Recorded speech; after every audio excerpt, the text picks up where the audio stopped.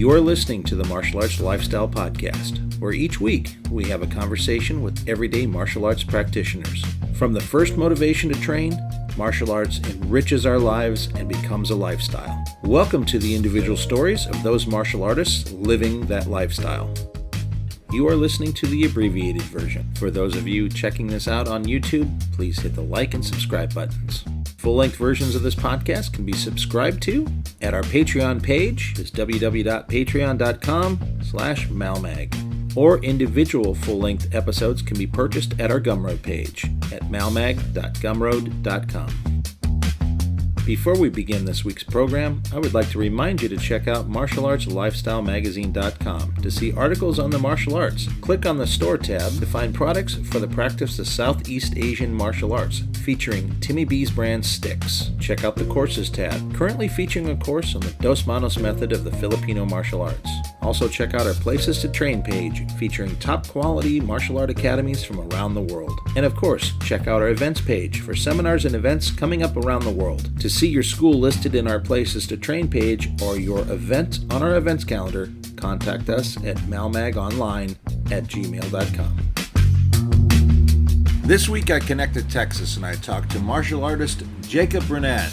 We talk about how he got involved in martial arts, his study of traditional kung fu systems, teaching a dynamic children's program, studying with the legendary Kathy Long, and also taking up Balintawak Escrima with Grand Master Atillo, and much more. Sit back and enjoy.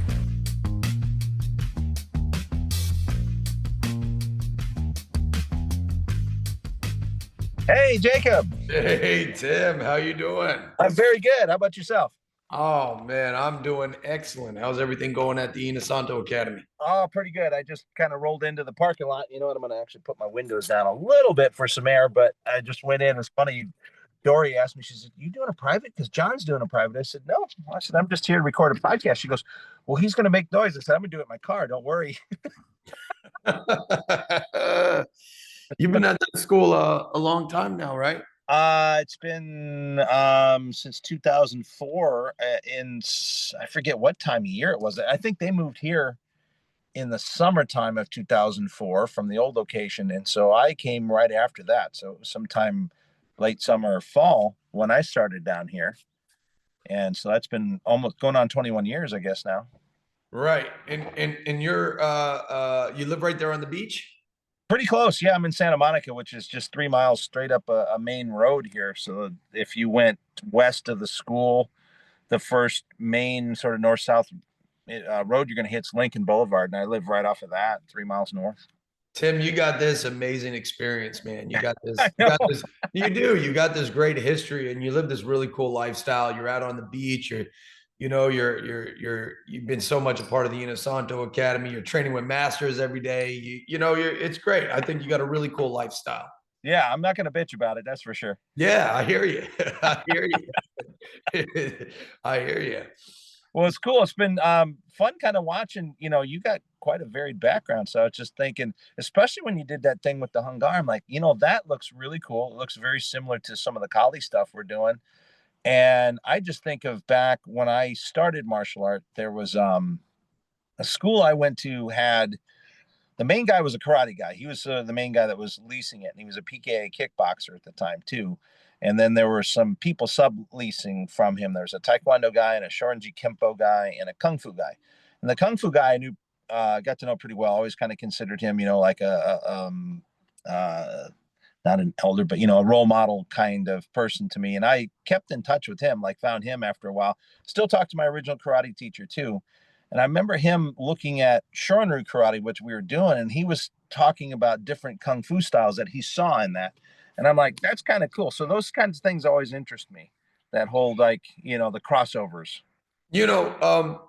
Honga in specifically, is a very unique system, and it really does have an incredible past. It's interesting that you mentioned that some of the snake system in particular from Hunga looks like Kali. Yeah. And There's also elements of Wing Chun, and there's and that makes sense because, number one, I too have had exposure to Wing Chun, but the abbot, the abbot is the head priest of Southern Shaolin. There were five elders of Southern Shaolin. One was Ji Sin Samsi. One was Nang Moi. Nang Moi. Oh yeah, that's Yeah, she was one of the five elders. So there's Ji Sin, who was the abbot. There was Nang Moi. There was Bak Mei or Pai Mei, Fon Dao Dak, and I forget the last one, Moi something. So there were five elders, and they knew one another, and they say that Jisun Samsi and Nang Moi practiced together, and they knew of each other. So Jisun is the imperator, the founder of our Honga system. The name Hung in the is from Hung He Gun. Hung He Gun was one of the 10 tigers of Canton.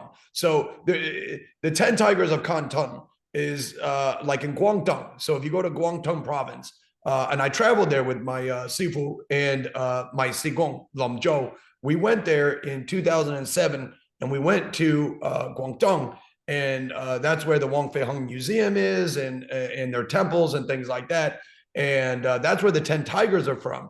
And the 10 tigers have a fascinating history. Like the Kung Fu movies where they talk about Beggar Sue, the homeless drunken style boxing, right, that's from Beggar Sue. So Beggar Sue was one of the 10 tigers. So it was Hung He Gun, it was Beggar Sue, there was a Lama, so Hap Ga, so there was a Lama specialist, and different styles.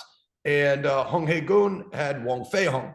So Wang Fei Hung is like Superman in China. Like if you go to China, you say Wang Fei Hung, everybody knows who Wang Fei Hung is. It's like going into America and saying, hey, do you know who Superman is? Or you ever heard of Marvel? Like everybody knows Marvel. So Honga has a lot of characters that have become folk legends and folk heroes. And a lot of people don't attribute that to the system sometimes. The system in Asia and China, Honga is very, very famous. For example, the movie Drunken Master 2, that was directed by Lao Ga Leong. Lao Ga Leong taught Gordon Liu. Gordon Liu is Pai Mei from Kill Bill, and right, yeah. Yeah, so Lao Gaolong is a teacher, very famous, and he's the one who did Drunken Master 2 with Jackie Chan, and he directed all those Shaw Brothers Kung Fu movies, and he's a Honga specialist. So Honga has a really rich background, and a lot of people don't know about it. I've cross-trained like you in a lot of arts, and I've spent time with a lot of great teachers, but the fact that you were interested in Honga, man, like I can't tell you, the whole week I've been talking to my wife and everybody about it. I'm like, I'm just so happy that you were able to look at it, and some other people are able to look at it and be like, you know what, Kung Fu is interesting. And it makes me so happy to hear that. Yeah. Well, I come back from, I'm an old guy, like I'm mid-50s. So, I came up in the 80s with my martial art. Well, in the 70s, watching it, obviously, right. Things like Kung Fu, the show on TV, and plenty of, martial art films in the drive-ins. But, the heyday of the magazine. So you'd always just kind of look at that, publishing list of books.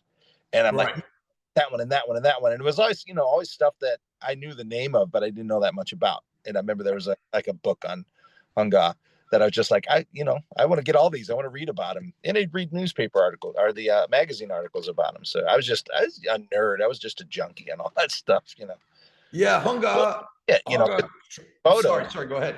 I say, I've just seen photos, obviously, in magazines. So it was really cool to see this, like, in motion. That's the first time I've ever seen that particular art in motion. Well, thank you for watching it, and it's got a lot of systems in it. We have what's called Tidsinkyun, which is the breathing. It has iron forearms, and it's all qigong. So it's all hard, but it's hard style. It's hard breathing, and it's supposed to make your forearms and your bridge hand very strong. Okay. Hunga's system is designed where somebody throws a punch, we hit, and it's supposed to hurt their hands. That's one aspect of the style, which comes from Tidsinkyun. And then there is the snake system, the tiger, the crane, the leopard, and then there's also the five elements. So there's five animals, and there's also five elements: wood, water, metal, gold, things like this. So there's five animals, five elements, and then there's old Shaolin, and then there's stuff that Wong Fei Hung took and he added it from his time with the 10 Tigers. Like there's a part where we pay homage to the drunkard system.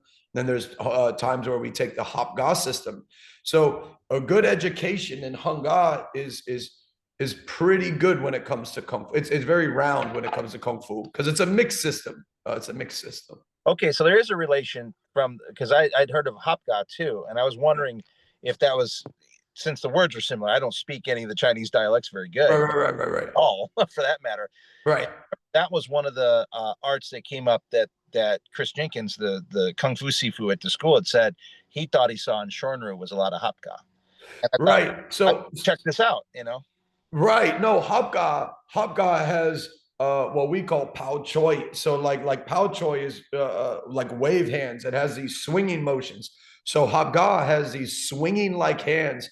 It's also known as the lion's roar. So the lion's roar, Hopga, and it's said to be a lama fist from Tibet. And so there's a part where we have 7-star hits where that's done just like in the system of Hopga. Wow. Well, we've been talking, and I actually want to include all this. I don't want to make you repeat it, so I'm just gonna, put this out what it is. So I should introduce you real quick. Oh, okay, yeah. It's funny, we just kind of rolled in. So welcome to the Martial Arts Lifestyle Podcast, and I hope you've been enjoying the conversation so far. This is Jacob and Brinnand. Is that how I say it? That's correct, Brinnand. Yeah. Just want to make sure I got that correct. And Jacob is someone that I've seen on social media, and we've been friends on there for a while. And he just does this interesting stuff. And we have a lot of teachers in common, from Grand Master Atillo and Balintawak to Coach Kathy Long in kickboxing, which we're talking on a Wednesday. I'm actually her old class here is I teach it now, so I'm gonna. Oh, is that right? I'm gonna be teaching that tonight. So that's kind of a interesting, day for us to pick to talk, I guess. I just got off. She just sent me a text message, like 2 minutes right before the podcast. I'm like, oh, I'm gonna go talk to Tim. Yeah, it's like one of those things. So we keep in touch on a regular. I spent a long time in Chinatown, San Francisco. I first got introduced to the Hung Ga system back in 1999. In my first teacher, his name was Kwong Wing Lam. Wing Lam was a famous Hung Ga teacher, and that was in Sunnyvale, California. And I only stayed with it for a year. I learned the first form like arrow hand, and I got out of touch. I moved around a lot. But in 2005, I decided to dedicate my life to, I need to do something. I had a kind of a, interesting childhood, just moving around a lot. Said, I'm going to be a master of this system. I don't care what it takes. I'm going to do it or I'll die trying. Yeah. And, from 2005 till now, so 20 years, I've been promoting and propagating the system of Hung Ga. Wow, that's cool. So that's an interesting thing. I think we share in common is moving a bit as a kid. Now the thing for me, it wasn't like great distances. It was all within the same area. It's just that my stepfather was one of these guys that just seemed to not be happy with wherever the hell he was living, and so I would change schools, quite a bit between 7th and 8th grade, 8th and 9th grade, and between 9th and 10th grade. And then we got smart, and even though we moved into a neighboring city, we just got a post office box, so I stayed in the same high school. But things like martial art training kind of help you with that, I think, because it's a shitty thing to be the new kid in the school. Right. No, I mean, I went to my 5th grade was different than my 6th different than 7th different than 8th different than 9th different than 10th, 11 different than 12th. Oh, that sucks because you gotta make new friends every friggin' time. Yeah. So at a certain point, I was just like, there was no stability. And I mean, I always, I mean, as a kid, I started martial arts, but you try karate, you're in this, like you didn't really dedicate your life to it. I mean, we've all dabbled, some of us stayed with it forever, but for me, I was in and out of gyms and I wanted to stay longer. I just didn't have the opportunity. And so that's just the nature of it. And that's the way it is. And I'm okay with that, because once I found great masters, I've always kept in touch. I've always stayed with them, and I'm very loyal to them even to this day. And I'm very thankful for meeting them. The teachers have been a guiding force and a force of stability in my life. That's cool. So what got you into it in the first place? I mean, as a kid, what was the interest that made you try it to begin with? Well, Like to play it. right. I mean, I was going down, I mean, going in and out of school, I was kind of going down the wrong path as a young man. And it got really bad when I was beat up by 6 people. I was locked in a bathroom, and one was choking me, and the other one was beating me. I had a broken nose, and I was, choking on my own blood. And I escaped out of, just luck. There was a girl in there too, and she's like, "Yeah, stop!" And they stopped, and I just remember walking out, and all my friends abandoned me, and I felt like this is terrible. Who am I? What is this? And I really went into this existential place of thought and questioning. And I really examined my life. And through that introspection, I realized, like, when I was doing Hunggar, I was the most happy. Mm-hmm. And so, I decided to go to Chinatown in San Francisco and meet a great mentor to help me out in my life. And he was the most humble and amazing person I ever met. Yeah. Wow. What about you? What about you? Well, fortunately, like I said, I didn't really move out of the general area. So even though we moved around, which would have put me in different schools, I was able to continue to go to the same martial arts school, thankfully. Right. So that was a good thing. And I mean, it's not like, fortunately, I never got jumped by a bunch of people or anything like that. I think what happened was, I got into that soon enough, and then I had my growth spurt soon enough afterward that I didn't really get cornered by people in the bathroom. They thought, I don't know. In fact, I remember. Well, you're a big guy, Tim. You're a big guy.